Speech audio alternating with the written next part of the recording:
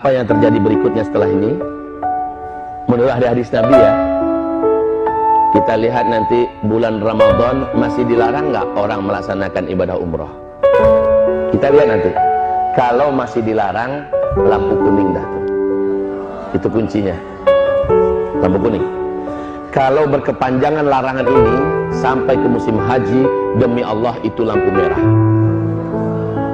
Bila sampai ke musim haji orang terhalang melaksanakan ibadah, demi Allah pencipta langit dan bumi, saya nyatakan di depan Bapak Ibu semua, seluruh bumi akan mengalami bencana-bencana alam yang paling mengerikan. Jadi tandanya nanti bulan Ramadan. Ustaz, tidak terjadi. Alhamdulillah, kita sujud syukur bersama-sama. Berarti Allah masih sayang kepada kita. Allah masih beri kesempatan bagi kita untuk memperbanyak amal soleh. Tapi kalau ternyata Ramadan tetap dilarang, awas, lampu kuning. Kalau sampai larang ini berlaku sampai haji, maka hadis Nabi jadi terwujud. Akan ada tahun di mana umatku terhalang melaksanakan ibadah haji dan umrah. Jika demikian, inilah zamannya kita akan menyaksikan bencana-bencana alam yang paling mengerikan serentak di seluruh dunia. Tahu nggak Bapak Ibu? Penstabil bumi ini adalah tanah haram. Poros bumi ini ke Sidratul Muntaha adalah Ka'bah. Penyeimbang bumi ini adalah orang-orang tawaf di sekitar Masjidil Haram. Hawa dosa, kegelapan maksiat yang dihasilkan oleh para pelaku-pelaku dosa dari orang kafir, orang musyrik, orang munafik, orang zalim, orang fasik, orang mujrim, dan seluruh orang ateis segala macamnya, itu mengeluarkan hawa hitam yang membuat bumi mengutuk, yang membuat langit tidak menerima, yang membuat laut berdoa kepada Allah, izinkan kami ya Allah menjadi penyalur azabmu kepada makhluk-makhlukmu yang durhaka kepadamu. Setiap para pelaku dosa mengeluarkan hawa hitam yang mengerikan, Pak, dan ini membuat bumi tidak rela Allah dimaksiati. Bumi berdoa kepada Allah, yang membuat laut tidak rela Allah dimaksiati. Laut berdoa pada Allah, minta izin kepada Allah agar Allah izinkan mereka mensunamikan bumi ini. Udara juga tidak rela untuk dihirup. Langit juga mengutuk, minta izin pada Allah agar turun petir dan segala macamnya. Ibarat Allah yang kami muliakan, selama ini Allah masih tahan-tahan, tapi ini akhir zaman, Allah tak akan tahan lagi. Nah, yang mampu menjinakkan bumi adalah selama orang masih tawaf di sekitar Ka'bah, selama orang masih umroh ke Masjidil Haram. Pahala di sana dikali lipatkan oleh Allah 100.000 kali lipat, supaya mampu mengimbangi hitamnya hawa dosa yang diciptakan oleh manusia-manusia yang jahat. Ketika hawa murni yang begitu putih dan bersih keluar dari amal soleh orang-orang yang beramal di tanah haram, maka itulah yang menstabilkan bumi ini, Pak. Ini penyeimbangnya. Tapi sekarang orang sudah dilarang untuk melaksanakan ibadah ke tanah suci gara-gara virus corona. Hamba-hamba Allah yang kami muliakan, maka bencana apa yang akan dialami oleh kita? Saya khawatir kalau ini panjang dan lama. Kalau sempat sampai Ramadan, sudah lampu kuning, akan dimulai berbagai macam kegaduhan yang dahsyat dan bencana-bencana yang hebat.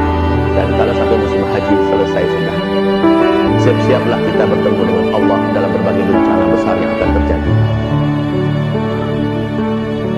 Perbanyak amal soleh sekarang, kuatkan doa. Ya Allah, hentikan corona ya Allah. Selamatkan kami dari bencana ya Allah. Selamatkan iman kami ya Allah. Wahai Bapak Ibu yang kami muliakan, dan kalau Allah hentikan, Allahur Rahman, Allahur Rahim, Allah yang maha menjaga dan memelihara kita. Tapi kalau masih berkepanjangan, inilah hadis Nabi yang jadi kenyataan. Dan di waktu yang bersamaan, kelangkaan pakan terjadi. Apa yang saya katakan tadi, kelaparan merata di mana-mana.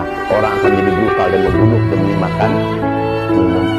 Dan saat itu solusi bagi orang-orang yang beriman adalah, kata Rasulullah SAW, wahai Bapak Ibu, berarti tak lama lagi hantaman meteor menabrak bumi.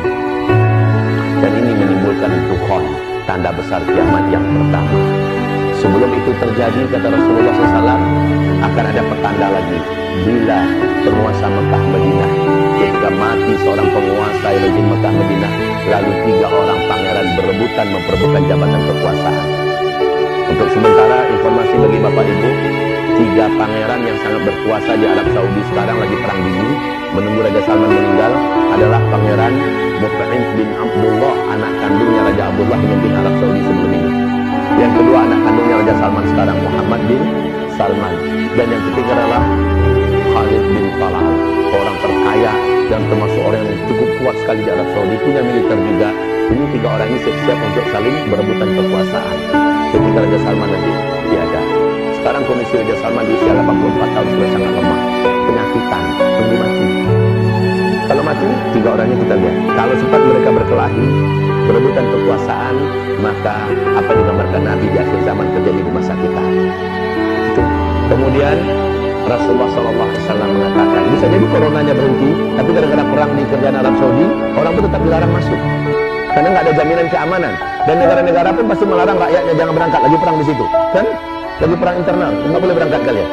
Ini juga bisa jadi. Jadi segalanya mungkin sangat besar terbuka peluangnya sekarang, wahai Bapak Ibu yang kami muliakan. Dan satu lagi kunci. Kalau di waktu yang sama, bersama dengan ini semua ya, di waktu yang sama terjadi nggak gempa-gempa di Mekah dan di Madinah? Itu kunci inti. Terjadi nggak gempa-gempa di Mekah dan di Madinah? Mungkin tidak gempa terjadi di Mekah dan Madinah.